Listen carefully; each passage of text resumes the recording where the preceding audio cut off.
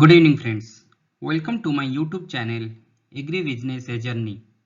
Today I will discuss about one important chapter in agribusiness management, that is contract farming.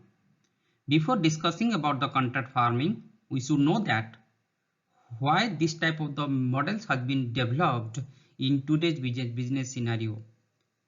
When I am discussing about the agribusiness management, it means every signal comes from the consumer, and nowadays today's consumer is very price sensitive and always asking about the quality based product, or you can say that at the quality based product at the cheaper rate and near its proximity. To fulfill that quality part, then ultimately whether it is a processor or the aggregator or the exporter, always thinking that how to connect in the backward directions with the producer level, by which the producer will produce the quality based product and that quality based raw material will be processed in the processing end, and whatever the output will come, that will be delivered to the consumer.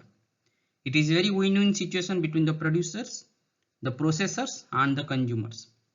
If you describe the definitions of the what is the contract farming is, it means that there need to be two party involved in a contract, or you can say that there should be a two party or more than two party involved in a contract, or there should be a commitment in it. Commitment for what? To produce the pre-agreed quantity of raw materials at the pre-agreed quality with pre-agreed price determinations and at the defined time period. It means it is the quantity or the product, it is the price, it is the quality and the time. Everything has been predefined between the producers and the processors.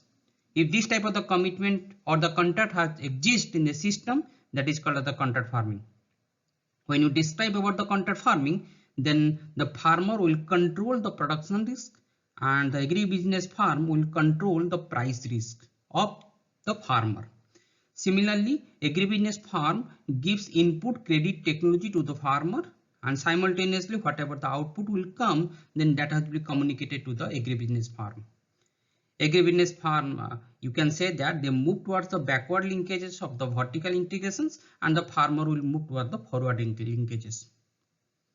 Today, I will not here to describe all these parts and parcel of the contract farming.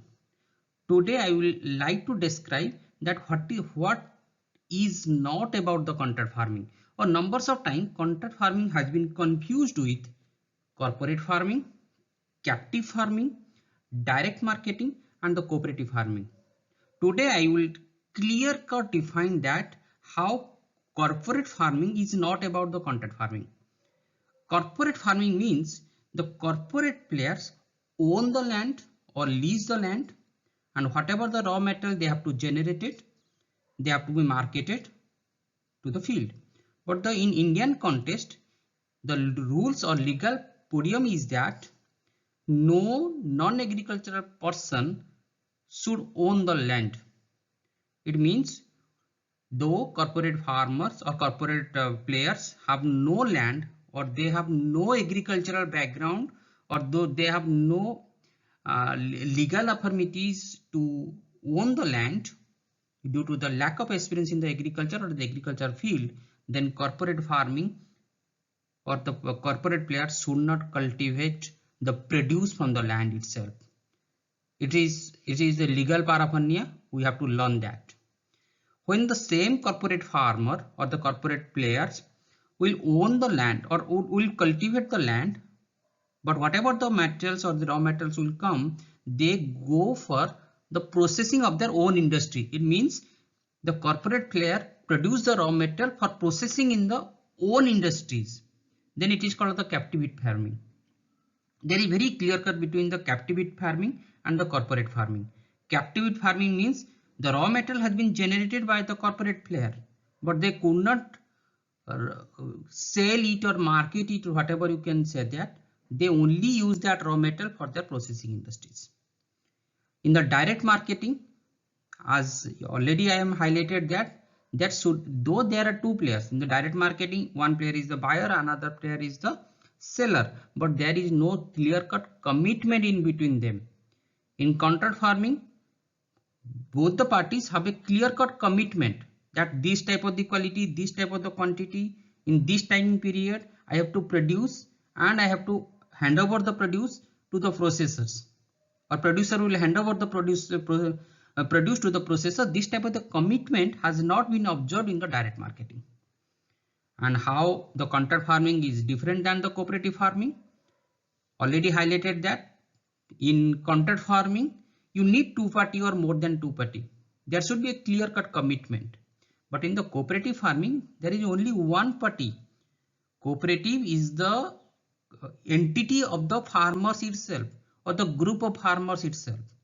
Though there is no two party involved in the cooperative farming, that is clear cut differentiate that what is cooperative farming and what is the contract farming. Though numbers of times this type of the confusion arises in the literature, that's why in the first part I try to highlight that what is the contract farming is and how it is different than other models exist in the agribusiness scenario. In the next class I will highlight it that different models in the contract farming and different type of the bottlenecks exist in the contract farming is. Hopefully it is valuable for all of you to learn about contract farming through this video. Thank you all. Thank you watching my video.